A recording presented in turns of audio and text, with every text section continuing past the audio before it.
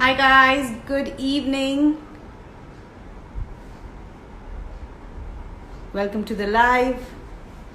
We have a very exciting topic today to be discussed, something that we all should be aware of, and I think it's important that blood cancer is something that we discuss. As we are aging, we need to know more and more about it. So let me introduce to you who I'm bringing on to the live today. So I have Dr. Suparno Chakrabarti, who is the head of the department for blood and marrow transplantation and hematology at Dharamshila Narayana Hospital and Research Center, New Delhi, India. He initiated the first haploidentical BMT program in India, and along with Dr. Sarita Jaiswal has developed this as a sustained alternate donor program with over 150 haploidentical transplants in the past 7 years. Now, Dharamshila Narayana Super Specialty Hospital is setting benchmarks in the field of bone marrow transplant, and they have completed over 150 haploidentical low-cost bone marrow transplant in India with an impressive outcome in most difficult cases, be it leukemia, lymphoma, and severe aplastic anemia, with a disease-free survival of over 70% in malignant disease and over 80% in non-malignant diseases. Now, I'd like to get them onto the live so that we can start right away. Hi guys, thank you for joining in. Good evening, doctor. Welcome to the live. Evening, Rita. Yeah, good evening. So doctor, today we are discussing something very important, and most of us are not aware of how blood cancer is different from cancer. And so we definitely are really privileged to have you on my live to discuss this. And we'd like you to tell us, how is it that it's different from the regular forms of cancer? Yeah, it's a pleasure to be here today. And I will start by first welcoming all your followers. And what we are going to discuss today is, blood cancers. I mean, this is a slogan that we have adopted for the past few years, that blood cancer is not a cancer. Now, why do I say this? What is a cancer? So cancer is when one cell in the body goes rogue, it is called a cancer. Right. So from that one cell, you can form 1,000,000 cells, 1,000,000,000 cells. And when we are talking of a regular cancer, say, I mean, in this case, I'll give example of cancer of the breast. So from these one cell which has gone bad, there are billion cells which will arise, and they will form a lump. They will form a lump inside the organ, whether it's the breast, whether it's the mouth, whether it's the tongue, whether it's the eye, whether it's the stomach, anywhere. So it will form a lump. And talking of these regular cancers, so if the lump is small enough when it's first detected, it can be taken out by operation. Surgically, we can take it out. And if we can take it out completely and the adjoining organs, the lymph nodes are not involved, and to a large extent, I would say 70-80% of the case it's curable. But the same cancer, if it spreads into somewhere adjoining or into the glands around it, or it spreads to somewhere far beyond, say breast cancer goes into the bone, the brain, the liver, it becomes completely incurable. So from a 70% chance of being cured, the cure rate comes down to 0. In other words, when it spreads around the body, you can use drugs. There are lots of newer drugs which can improve the outcome, but you cannot cure it. So that is a regular cancer of any organ. Now, what is a blood cancer? Now, blood is the only, blood is something that, when I talk of blood, you will visualize it as a red liquid. That's the common assumption. Right. But that red liquid contains a lot of red cells, white blood cells, and platelets. So these three components largely make up blood. And as far as the white blood cells are concerned, there are 1,000 different types of white blood cells. Right. It is when it's circulating. And any one of these cells which are produced in millions every minute of our existence from birth until death, if one of these cells go bad, or as we call go rogue, means it goes out of control, one can get a blood cancer. Means that one cell will multiply into a billion cells. Now, where does it form this lump as we see in the breast, mouth, stomach, anywhere? So where does it form this lump? So these cells are running all through the body. So from the very inception, from the very beginning, it is spread all across our body. So by definition, it is widespread, it is metastatic as they call it, and you should not have any survival in this patient because none of the lumpy cancers which form a lump and then spreads elsewhere, they are curable once it is widespread. But blood cancers are like that from the beginning, so no patient of blood cancer can actually survive, and that is what the notion generally is, that blood cancers are terrible. Yes, they're terrible, but at the same time, they're the most curable of all cancers. And what we maintain is that a blood cancer is by default curable unless proven otherwise. Okay. Okay. So, So that is why we say that blood cancer is not a cancer, because it does not follow the usual definition of cancer. okay. So that's why we say it's different. While it's a cancer, because it doesn't follow the usual pattern, you would say what you say, that blood cancer is not a cancer. Okay, doctor. Normally, you said it's curable, but is there a stage at which it's detected? Like if cancer is not detected early, it's mostly not curable, right? But is it the same with blood cancer? Does it need a particular stage to be detected at, or is it that, like, how does it work, the detection? Blood cancers are not staged in that way, Okay. That's the most important thing, that blood cancers are not staged as any other cancer. Okay. A staging basically means that, the cancer is 1 centimeter or 3 centimeters, and whether it has spread to the lymph nodes or whether it's spread to. So when it's a very tiny, small cancer, we call it stage 1. It can be cut open, thrown away, and we can cure it. But if it has gone to the glands, say for a breast under the arms or for mouth in the neck, it becomes virtually incurable with surgery. So it becomes stage 2 or 3. And when it goes far beyond that, we call it stage 4. So blood cancers are stage 4 from the very beginning. Okay. Right? Okay. So there is no staging as far as blood cancers are concerned. Now there are some blood cancers that can take shape or form of a lump. We call them lymphoma. Means they arise from blood cells, but they form a lump or lumps in different parts of the body. There is no defined part where they form a lump. Irrespective of where they are or how many lumps are there, they are all uniformly curable, provided we know what is going on inside these cells. And that is the difference between a solid organ cancer, a lumpy cancer, or a blood cancer, which we call a liquid cancer. So in blood cancer, because we can access the cells so freely, we can actually identify what's going on inside the cell. And that's the key to the cancer, What is going on inside the cells, if you can target that event, you can cure cancer in a much more targeted or a regulated manner than the way you deal with solid organ cancers. Okay.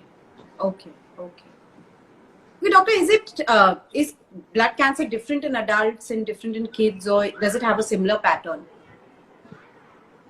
Yeah, it's a very good question. When it comes to kids, see again, blood cancers follow a pattern. Means between the first 10 years of life, a particular type of blood cancer called acute lymphoblastic leukemia is the commonest type of cancer in children. So it accounts for 40 to 50% of cancers in children. Okay. So that's single blood cancer. Now, with age, say between the ages of 20 to 50, the incidence of this cancer would sort of gradually go down and again come up at a later age. So, what I would say is that the cancers which dominate between the first and the 10th year of life are the most curable cancers, particularly when we are talking of blood cancers. They're the most curable cancers. And in West, the current data says that 90% of these cancers are curable. Okay. Okay. Okay. Okay. Got it. So it's not about a detection, it's about the younger you are, the more curable it is. Basically, that's what is the thing. Even Yeah, I mean, of course, detection matters to an extent because if the patient is completely knackered before the detection happens and the Right. treatment can be started, the detection is because you need to have the patient in some shape and condition to take the treatment. Okay. Because unlike solid organ cancers where the lump is growing and even if it spreads somewhere you get a pain, etc. Here in blood cancers, the normal blood counts means the hemoglobin goes down, the platelets go down, and they are something very dynamic. The bone marrow is producing these cells in millions every minute of our existence. So if Right. that process is hampered, it is incompatible with life. So before it gets too far, we need to address this. So basically, It does not matter whether the hemoglobin is 5 or the hemoglobin is 10, as long as we can treat the patient in a reasonable condition. It is curable. Okay. So what should not happen is the patient should not have the platelets so low that it bleeds in the brain and you cannot rescue it from that stage. So the issues are more with other organs getting affected in the process Okay. of having a low hemoglobin or low. Okay. Okay. Okay. Now we always hear about bone marrow transplant when it comes to curing blood cancer. So can you like elaborate on it? How does it happen? Why is it needed?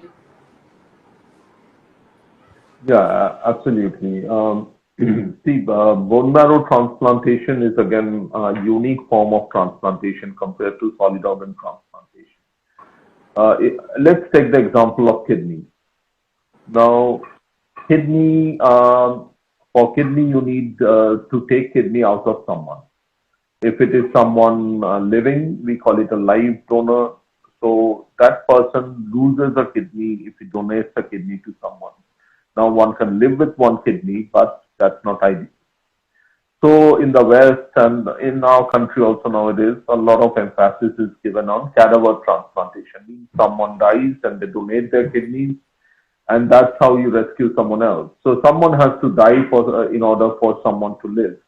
Right. But in case of bone marrow, you have to first understand that what is bone marrow as an organ? When you are saying bone marrow transplantation, can we visualize bone marrow as an organ?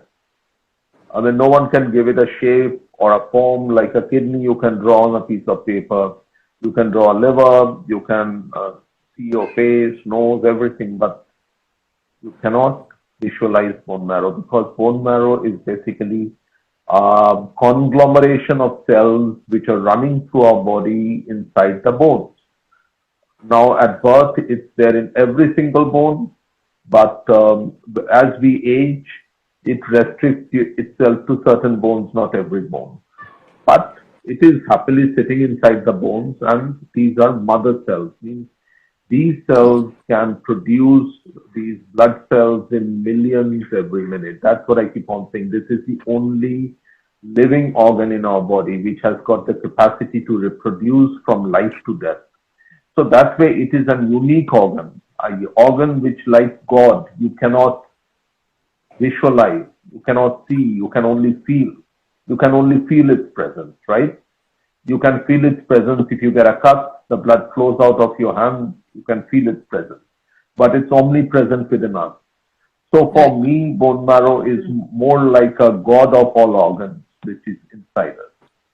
And when we are talking of transplanting bone marrow, we are actually talking of transplanting these mother stem cells from a healthy person into an affected person or a patient. This is, I'm talking about, this is called an allogeneic bone marrow transplantation. And I will restrict myself to that because that's the easiest one to understand right now. Now, how do we do that? So we have to actually get rid of the diseased bone marrow of the patient. So for that, we have to give a high dose of chemotherapy or radiotherapy, or even nowadays we can get away with giving lower doses of chemotherapy or radiotherapy. But after doing that, we create a situation where an organ which was producing cells every minute of our existence just stops working. And we take cells from the donor. So these cells are usually taken like blood transfusion. It does not cause any harm to the donor. That's very important to understand and realize that it does not cause any harm to the donor. It's not like giving a part of kidney or liver, because these cells are there in trillions in our body, and we are giving only 1 in a 10,000 fraction of it. And mind you, I mean, for survival, we need only one mother stem cell. So unlike any other organ donation, it does not harm the donor. In fact, a donor can donate every day of their life, theoretically speaking, without harming himself or herself. Now, what happens when we collect these cells? Once we collect these cells, it's like a blood transfusion. We give it to the patient. Now, up to now, everything seems simple. You have given some chemotherapy, you have given these cells, and you have infused it into the patient. But what happens is we have actually stopped the patient's own bone marrow from working. So the patient cannot survive, right? Because every minute we need the bone marrow to produce these millions of white cells, red cells, and platelets for us to survive. So we have created a situation which is not compatible with life. Right. And for that reason, we have to keep the patient like inside a bubble. And that is what is called a bone marrow transplant unit. One wonders that why it is not like a surgery that you go in and come out and it's all done and dusted. No, it doesn't. Because once you have stopped the patient's own bone marrow from working, until the time the donor's bone marrow or bone marrow stem cells would go inside the patient and start working, which takes around 2 to 3 weeks, the patient is in a situation which by all definitions is not compatible with life. So we have to create a bubble mostly for the patients not to die from infection. And that is why it is so necessary to have clean air, clean water. You have to clean it on a intensively on a 3 timely basis, and so on and so forth. If any of these things go wrong, then the patient might get a fatal infection and might not survive. So that is why bone marrow transplantation is so different from other forms of transplantation, where you go do a surgery, you put the organ, and the organ starts functioning almost immediately, and the surgeon packs up their bag and goes to another OT and does another surgery. Lots of transplants, good for patients, good for doctor, happy patient, rich doctor, so it's all fine. But for bone marrow transplantation, it is a lifetime of engagement with the patient, because it's not just for the 3 weeks, because after 3 weeks, once the bone marrow starts functioning, it's only the beginning of the story. So after that, because it's an immune system which has been formed, a new immune system in the patient, and this takes months and years to happen. So why I'm saying this elaborately is to just explain the intensity of the procedure in duration or in a longitudinal duration. I mean, it's not an 8-hour surgery. It is, I mean, months and years of intensive care of a patient who is something like a newborn. The system of the patient at that time is like a newborn. And you have to gradually cradle the patient maturity, the system of the patient before they can. It's not just about curing the blood cancer, it is to protect the patient from all the complications that might happen during this process. So this is what bone marrow transplantation is in a nutshell. Okay. Okay, doctor, tell us, how do I detect or how do I understand probably that, I have blood cancer or my body, what kind of signs would it give? Yeah, I mean, you see, when people talk about 7 signs of cancer or 9 signs of cancer, blood cancers are not included in that. But we are often asked this question, and I'll tell you something that blood cancers, as I said, are manifested by when the blood counts get abnormal.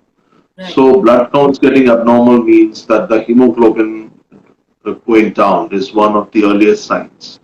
So the person will feel fatigued, weak, and short of breath, sort Similar of to anemia? feeling very tired, walking.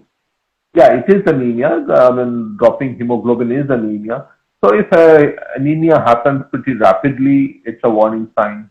If someone sees suddenly that someone's bleeding from the nose, or while brushing the teeth, they start bleeding, or Okay. someone starts having suddenly heavy periods which they did not have before. So these are warning signs. The other warning sign is getting a sort of infection which is not getting better, or getting infections repeatedly. And these things, mind you, happen over a period of days, weeks, or maximum months. So yes, I mean, unlike solid organ cancers or lumpy cancers, blood cancers are much more aggressive. So, within within a month or 6 weeks or 8 weeks, all the manifestations would present itself. So it's very important for patients and the general physicians alike to understand these symptoms. Often we find that patients have not even had a single, blood test. I mean, what is blood cancer? I mean, you do a simple blood test, put a needle and take out 2 ml of blood and you diagnose it. It does not require a biopsy or anything in a regular form of blood cancer or leukemia. The other thing that a blood cancer, so this is one form of cancer which we call leukemia. The second form of blood cancer is lymphoma, which presents in the form of lumps and bumps in the body. So it is a bit like feeling yourself and feeling a lump or bump. And when I said that, difference between blood cancer and other cancers, say tomorrow I feel there is a lump in my neck, and that lump turns out to be, for example, a lumpy tumor, means an adenocarcinoma coming from the breast. It by itself declares itself as incurable. So I'm doomed. Whatever treatment I might get or not get, I cannot survive for very long, and it's not curable. But if this lump turns out to be a form of blood cancer called lymphoma, however much these glands or bumps and lumps are there all over the body, it is potentially curable. So that is where the difference lies. So you have to pick it up quickly, early, treat it because it's curable. Because it's curable. Okay. And there is a third type of blood cancer called myeloma, which usually happens in older people, and usually presents with low back pain in the back, apart from other things. It might also present with, dropping hemoglobin or the kidneys failing. So this is a very bizarre sort of cancer which does not conform to usual types of blood cancer. But again, I mean, these warning signs need to be picked up, and an orthopedician or a kidney doctor need to be aware of these things, to pick it up early and refer it to a blood doctor at the earliest possible opportunity. Okay, got it. So guys, whoever asked the questions on how to detect, doctors answered them for us. And doctor, a lot of us as parents, lately in the last 10 years when we had our babies, we went in for stem cell banking, how much would that help in a situation of blood cancer? See, stem cell banking, let's understand what is stem cell banking. When a baby is born, it is attached to the mother through what is called the cord. So, and when a baby is separated from the mother, it's called cutting the cord. So, when you cut the cord is of a substantial length, okay, Right. of good 1 feet or so. So, in that, there is around 30, 40, 50, up to even 50 ml of blood. And in that blood, it is very, very rich in blood forming stem cells. So, this is called cord blood stem cells. Now, cord blood stem cell evolved as a form of, bone marrow transplantation. Bone marrow is one source of stem cells. When you mobilize those bone marrow stem cells to come into the blood, we call it peripheral blood stem cell. And cord blood was the third source of stem cell for doing bone marrow transplantation. So, in that process, what started was storing the stem cells of a newborn. That trend started. It initially started as a means and way of treating cancers in their siblings. Means some child in the family is affected with leukemia or thalassemia. You collect the stem cells of the newborn and freeze it, because otherwise you have to wait for 2 years or more for the child to grow up to be a bone marrow donor. Right. So this is a ready source of stem cells where you can do the transplant. But then it becomes commercialized. So especially, stemming from US and then Singapore, they formed these various companies where, unfortunately, the parents were told that you store your baby's stem cells and it can help him, anytime in life. And in reality, what has been seen is there are only 2 or 3 occasions in the last 20 years where it has actually ever been used for the child itself. So this stem cell banking is more of a commercial project rather than a scientific project. So if someone wants to store their baby's stem cell, it is like, I have enough money to throw away, so I'll do it. Because it's very unlikely that it will ever come to the use of that, and thankfully it doesn't come to use of that child. The only situation where we advocate or advise the storing of cord blood stem cells is when there is an affected child in the family. That is the time when we advise as doctors to collect and store the stem cells from a newborn. Okay. So that is the whole story of this stem cell banking, and I would actively discourage mothers to go for this unless there is a directed purpose. Okay. So, doctor, you all do something at Narayana Super Specialty, which is known as the haploidentical bone marrow transplant. Now, how is that totally different from what has been happening? Yeah, it's a very interesting question. See, when the transplantation started, bone marrow transplantation, one of the reasons, mind you, it started in the early 19th century. People have been trying to do it. So it was not until 1960s that it was realized that there is something amiss. Why it's not succeeding? Because you are taking bone marrow from someone, giving it to someone whose bone marrow is even empty, but it's still not working. It's still not what we call engrafting. It's still not functioning in the patient. Why is that? It was realized in the 1960s through the work of Donald Thomas, who actually got Nobel Prize some 30 years later for this particular reason. And it's one of the rare occasions where some doctor got Nobel Prize for a clinical work. Nobel Prize is usually given for doing some, rocket science research, which might turn out to be useful in due course. But this was a pure clinical work, means working with patients. And what he showed was that there are signatures in every cell that we carry. Every person has got his or her own signature. We call it HLA, or human leukocyte antigen. So this signature has to match between the patient and the donor. So that is a prerequisite for doing a bone marrow transplantation. Now, if we are talking about kidney transplantation, all that matters largely is matching the blood group of the patient and the donor. And we have four different blood groups in human beings, largely what we call ABO blood group. So every fourth patient can be a potential donor for me. So if I have 100 people standing in front of me, 20 of them or 25 of them can be a donor for me. But when it comes to matching the HLA between two individuals, it is only possible between two siblings. For a parent to be matched with a child fully in terms of the signature or HLA is very, very, very rare. Unless the marriage has taken place between very close family members, which happens in certain communities. In that case, it's possible, but otherwise it's very rare. So in a family of say four brothers and sisters, there is a chance that one of them might be matched with the affected person or the patient. So this is called a 1 in 4 chance of having a match within the first degree siblings of a family.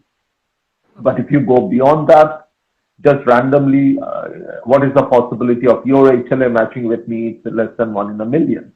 Right. So in the West, because the family started growing smaller and smaller, 2 or 3 decades back, they realized that this is going to be a problem. So they formed what is called the Unrelated Donor Registry.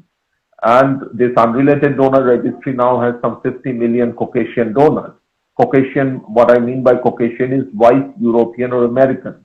And because white, European and Americans have always, reproduced within their own genetic pool, and they have a very conserved genetic pool, there is a huge chance, means 80 to 90% chance of having a fully matched donor within that huge registry that they have created.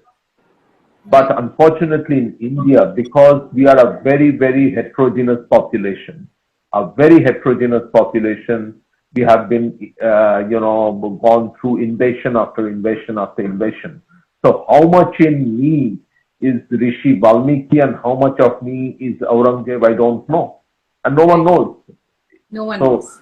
So to find two random people, to have two random people matching in their signature or HLA is very, very difficult. So even if you have to form a registry in India, it has to have something like 1 crore per people to have a random person to have a decent chance to have a donor.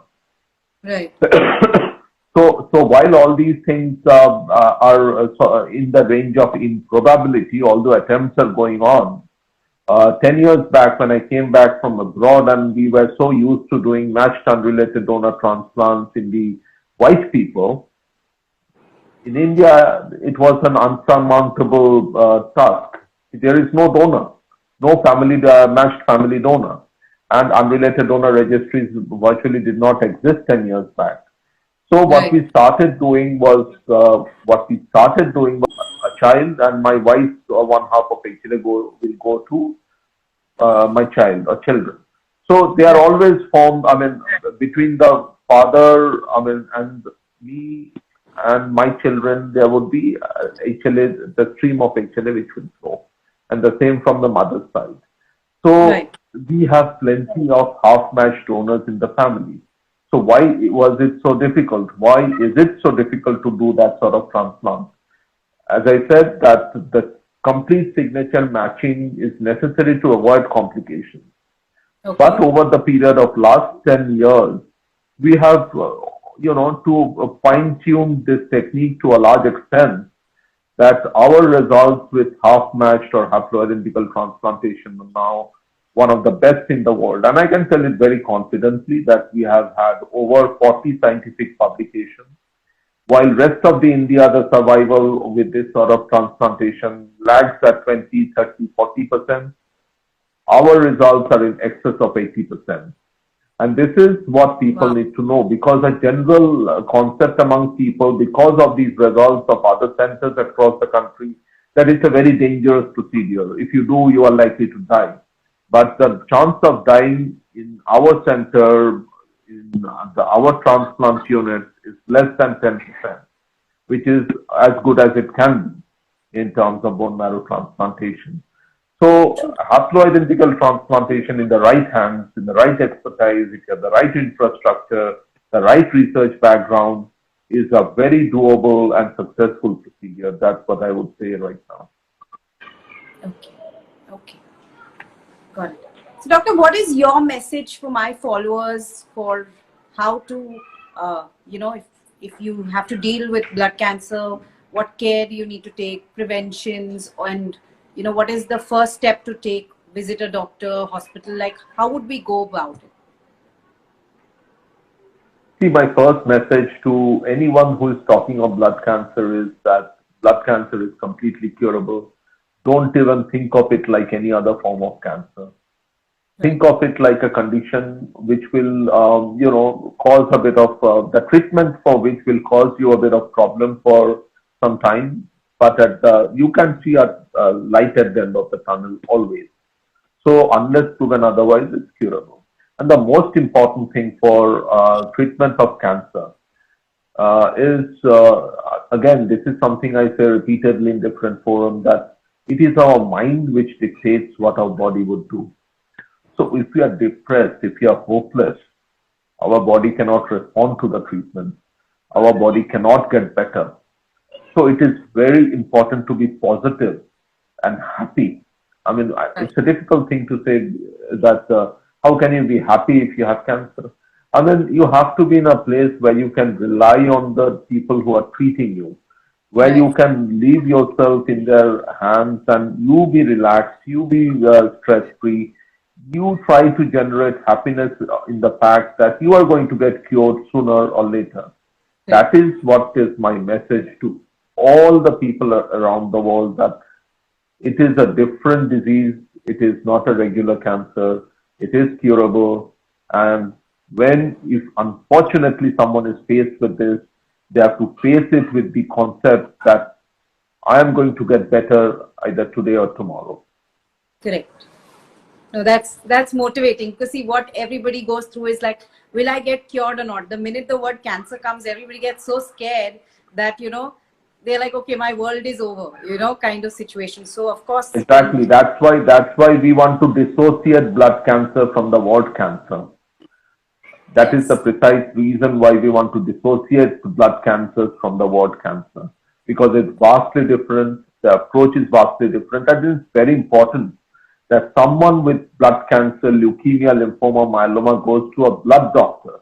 They do not go to a general oncologist, but they go to a blood doctor, because the approach for the treatment is very different from the doctors who are treating all other lumpy cancers. Because, you are either running 100-meter or a 1,000-meter or a 10,000-meter. You cannot run all three perfectly.